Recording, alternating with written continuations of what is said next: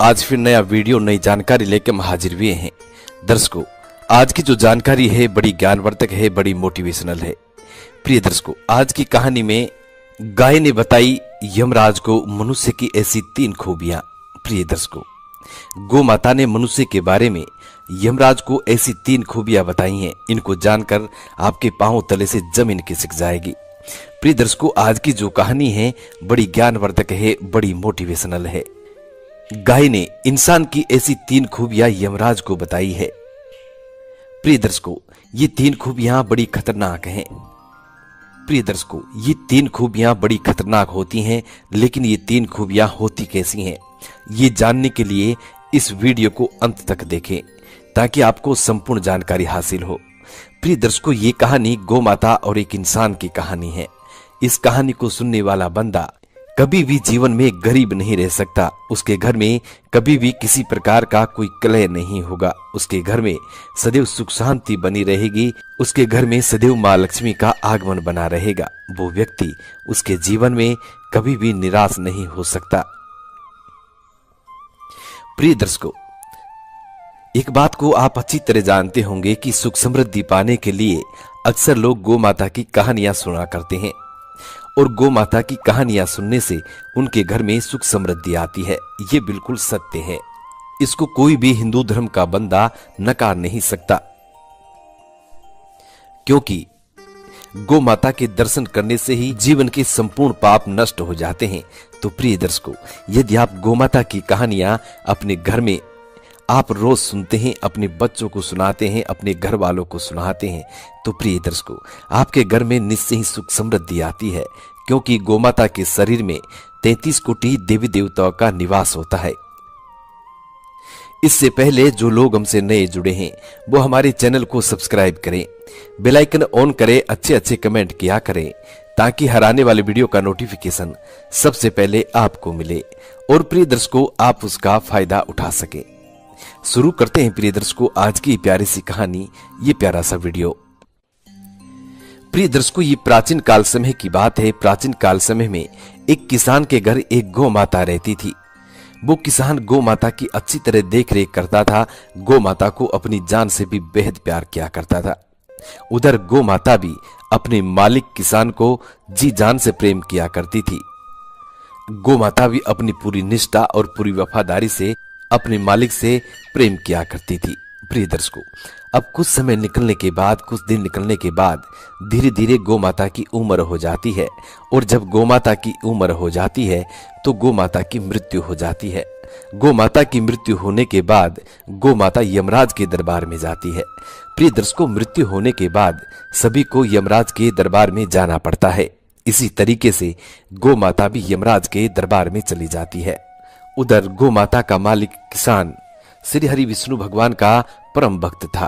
प्रिय दर्शकों, एक दिन श्री हरि विष्णु उस किसान को दर्शन देते हैं और श्री हरि विष्णु उस किसान से कहते हैं कि किसान, हम तुम्हारी भक्ति से प्रसन्न हैं, अब तुम्हें जो मांगना हो सो मांग लीजिए। प्रिय दर्शकों, किसान बड़ा चतुर था। किसान श्री हरि विष्णु भगवान से कहते हैं कि प्रभु, मुझे धन नहीं चाहिए, मुझे धन दौलत नहीं चाहिए, किसी प्रकार की कोई सिद्धि साधना नहीं चाहिए। प्रभु, मैं आपके दर्शन मात्र से धन्य हो गया हूं, लेकिन मेरे सामने एक विकट समस्या है। तब श्री हरि विष्णु भगवान कहते हैं कि भक्त, तुम्हें कौन सी विकट समस्या है? तब वो किसान कहता है कि प्रभु, इस संसार के लोग, इस धरा के लोग भगवान को नहीं मानते हैं। हर व्यक्ति यही कहता है कि भगवान को हमने कभी देखा नहीं है, इसलिए हमें ये विश्वास नहीं होता है कि भगवान है या नहीं। तो वो किसान श्री हरि विष्णु भगवान से कहता है कि प्रभु, एक कोरे कागज पर आप अपने हस्ताक्षर करके मुझे दे दीजिए, ताकि इन संसार वालों को मैं दिखा सकूं कि वास्तविकता में इस युग में भी भगवान है। अपना एक प्रमाण मुझे दे दीजिए, अपने हस्ताक्षर करके और मुझे दे दीजिए। प्रिय दर्शकों, भक्त की इतनी बात सुनने के बाद श्री हरि विष्णु एक कागज पर अपनी लेटर पैड पर अपने हस्ताक्षर करके उस किसान को दे देता है और किसान विष्णु भगवान के हस्ताक्षर को लेकर के और अपने पास सुरक्षित रख लेता है। प्रिय दर्शकों, कोरे कागज पर अपनी लेटर पैड पर हस्ताक्षर देने के बाद श्री हरि विष्णु भगवान अंतर्ध्यान हो जाते हैं और किसान अपने घर को रहने लगता है। उधर गोमाता मरने के बाद यमराज के दरबार में पहुंच जाती है। जब यमराज के दरबार में गोमाता पहुंचती है तो धर्मराज गोमाता से पूछने लग जाते हैं। धर्मराज गोमाता से कहते हैं कि गोमाता, हमने तुमको गोमाता का शरीर देके भेजा था। इस गौधन शरीर को पाने के बाद, इस अनमोल शरीर को पाने के बाद धरती पर जाकर तुमने कौन से पुण्य किए हैं और किन किन पुण्य आत्माओं की सेवा की है। प्रिय दर्शकों, तब गोमाता धर्मराज से कहने लगती है कि प्रभु, मैंने जितनी हो सकी मेरे मालिक की सेवा की है, उनको अच्छा दूध पिलाया है। मेरे मालिक के घर में मेरे रहने से हमेशा सुख समृद्धि बनी रही। लेकिन प्रभु, मैंने गोधन पाने के बाद भी, गो माता का शरीर पाने के बाद भी उस धरा पर बहुत दुख पाया है। तब धर्मराज गोमाता से पूछने लग जाते हैं, कहते हैं कि हे गोमाता, तुमने ऐसा कौन सा दुख पाया है? तुम्हारी तो लोग सेवा करते हैं, तुम्हें पूजते हैं, तुम्हें माँ कह के पुकारते हैं। तब गोमाता धर्मराज से कहने लगती है कि प्रभु, ये बिल्कुल सत्य है कि कई लोग हमें माँ कह के पुकारते हैं, कई लोग हमारी पूजा भी करते हैं, लेकिन उसी धरा पर कई लोग ऐसे भी हैं जो दूध ना देने पर हमें डंडों से मारते हैं, हमें मारते पीटते हैं और हमारे बच्चों को बैल बना दिया जाता है और दिन भर खेती में जुताई करते हैं। इसलिए प्रभु, मैं दोबारा गौ माता का शरीर नहीं पाना चाहती हूं। यदि अब की बार मुझे जन्म देना हो तो मुझे इंसान बना देना, क्योंकि इंसान का दिमाग बहुत चतुर होता है, इंसान बहुत चालाक होता है।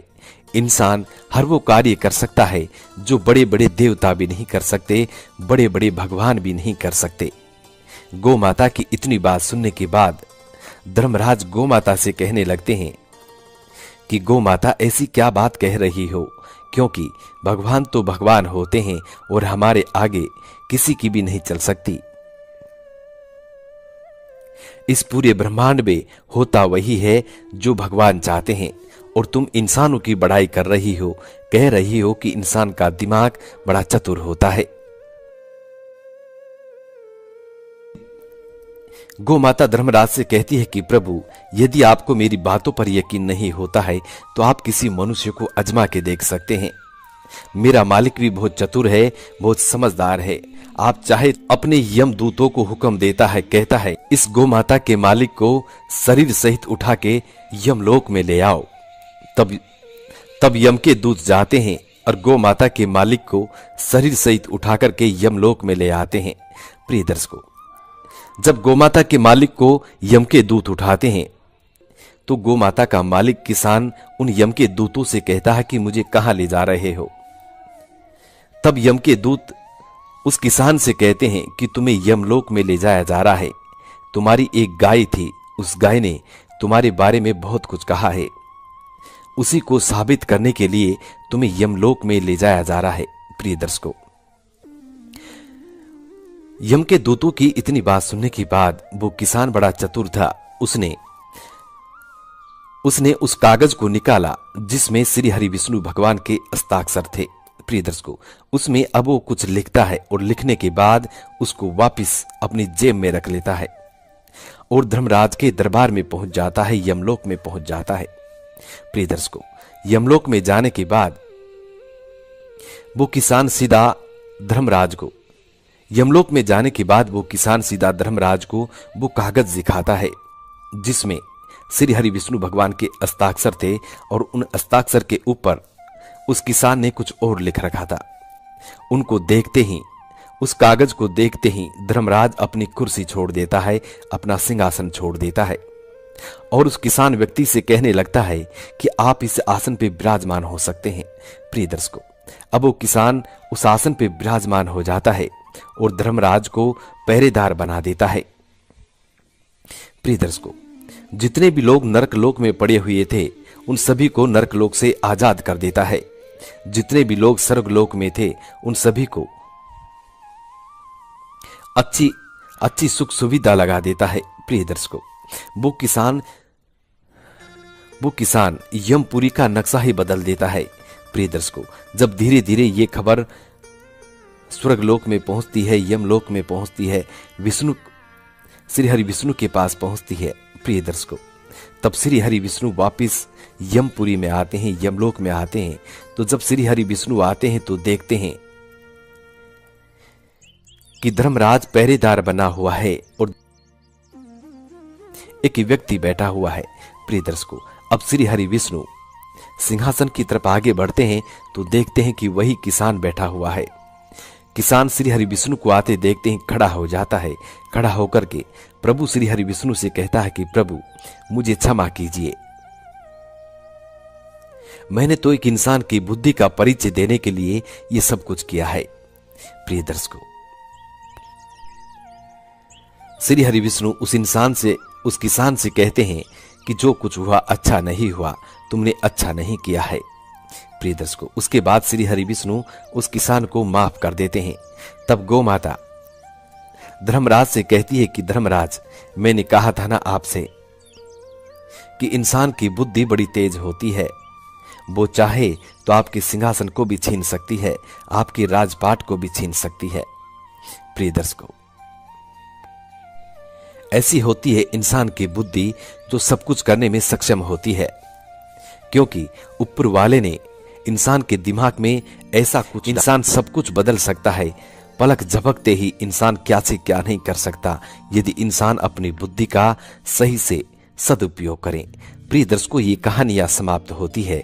हम उम्मीद करते हैं कि आज की छोटी सी कहानी आप लोगों को बेहद पसंद आई होगी और इस कहानी से आप ढेर सारे लाभ उठाएंगे। मिलते हैं प्रिय दर्शकों आने वाले नेक्स्ट वीडियो में। तब तक अपना ख्याल रखें। जी नमस्कार, धन्यवाद।